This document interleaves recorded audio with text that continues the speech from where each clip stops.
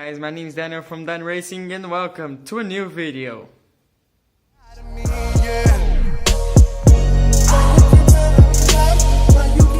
Hello guys, my name is Daniel from Dan Racing and welcome to a new video of my DT50X engine swap.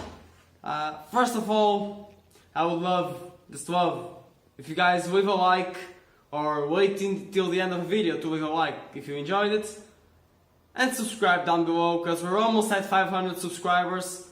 And then after that I want to go for 1,000 subscribers. So 1,000 of you guys would be really amazing. But then, let's just show you what I did already. So I already disassembled the whole bike. Like the whole bike has been disassembled already. And everything's on the ground. You guys don't want to see that. You guys want to see the frame.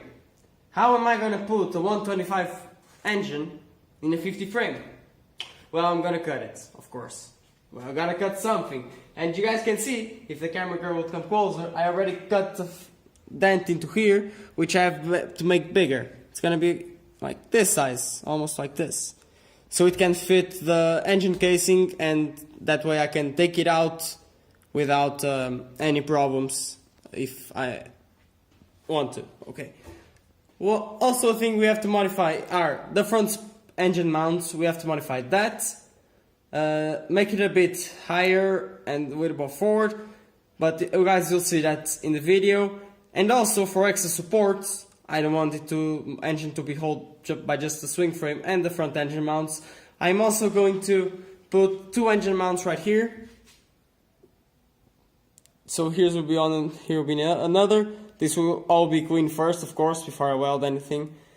And I have the chain slider here, so I can have an idea of where the sprocket's gonna be. Otherwise, I don't have a real wheel, I wouldn't be able to align the sprocket. So that's all I've done to the frame right now. I will still be cutting a lot of stuff overall, so some supports, having the support for another radiator and everything, new engine mounts for maybe a custom airbox and something. That's all we're gonna do.